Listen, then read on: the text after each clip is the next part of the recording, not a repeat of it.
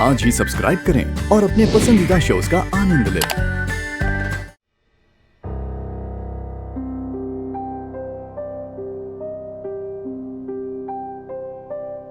ओ महारानी जी, सॉरी नाकरानी जी, यहाँ भी हाथ चलाइए।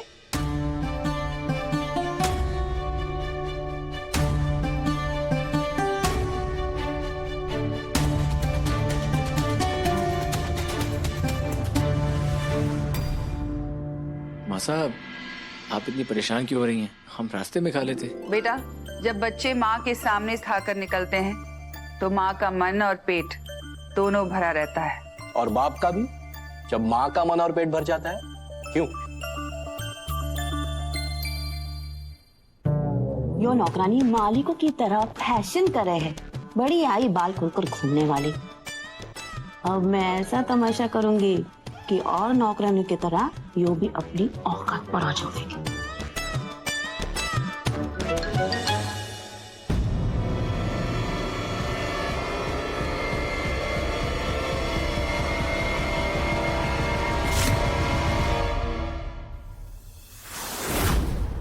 हे मारा राम जी, अब आदमी एक वक्त का खाना भी चैन से ना खा सके है।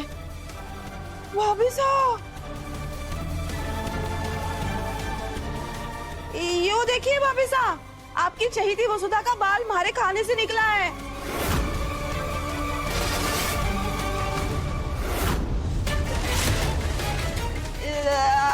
अब तुम्हारा मन मचल रहा है, कोई हमारे को पानी दे दो। भाभी साहब, माना कि वसुधा आपकी लाडली नौकरानी है, इसलिए तो आपने इसे यूनिफॉर्म ना पहनने की छूट दे रखी है, लेकिन ये ऐसे बाल बाल बिखेर के क्यों घूम रही है? अब के रोज के खाने में मिर्च मसाले के साथ इस नौकरानी के बालों का भी स्वाद मिलेगा। ये खाना तो हमारे गले के नीचे ना उतरेगा। पर मैडम, क्यों हमारा बाल ना हो सके?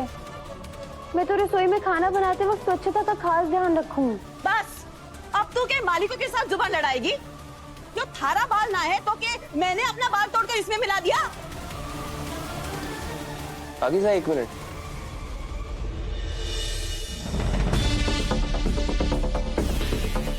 क्या कर रहे हैं?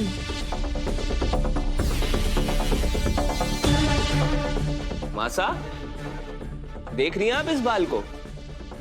अच्छा काकी सा, हाँ, ये बाल किसकी प्लेट में से निकला? आपकी? हाँ, और किसी की प्लेट में तो नहीं था। और ये बाल मुझे वसु का तो लग नहीं रहा, क्योंकि उसके बाल थोड़े से सीधे हैं। ऐसे बाल किसके हैं काकी सा?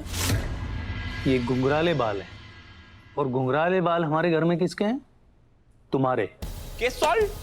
Detective Avinash Singh Chauhan reporting on the duty sir. जरा देखो तो। अरे हाँ, वो क्या है ना, आजकल मैं बहुत ही स्ट्रेस में रहूं, और आपको तो पता है ना कि अगर स्ट्रेस होवे तो बाल झड़ने लग जाते हैं। हो सके है कि ये बाल मारा ही हूँ। सारिका, आइंदा भूल कर भी खाने की मेज पर ऐसी ओछी हरकत मत करना। शुक्र मनाओ कि बाल तुम्हारी प्लेट से निकला है, किसी और की प्लेट से निकलता तो अब तक तुम्हारे सिर पर बाल ही नहीं रहते।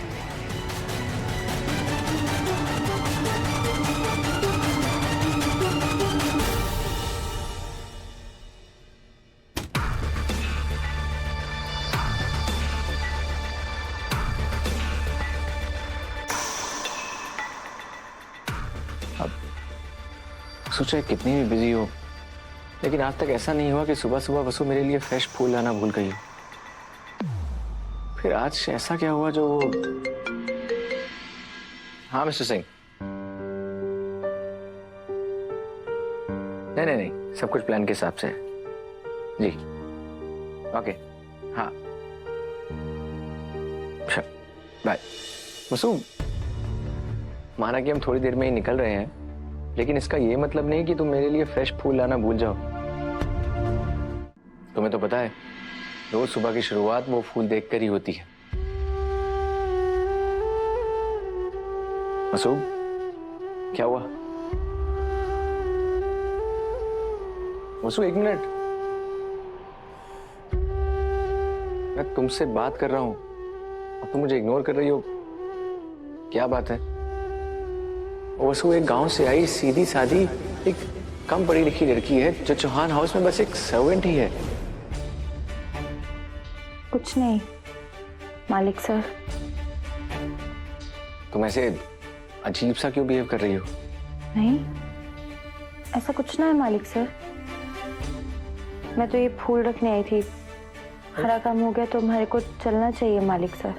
एक सेकेंड, फिर से ये मालिक सर क्या है? तो साहब बुलाऊं या छोटे हुकुम या कोई और नाम जो आपको अच्छा लगे मालिक सर? तुम पागल हो गई हो। ये मालिक सर वर्ग का ड्रामा बंद करो। इसमें ड्रामे की क्या बात है? आप हमारे मालिक ही तो हैं मालिक सर। अच्छा ठीक है, लगता है तुम्हारा मूड ज्यादा ही खराब है। अभी तुम जाओ, मैं तुमसे बाद में बात करता हूँ। जो हुकुम मालिक सर।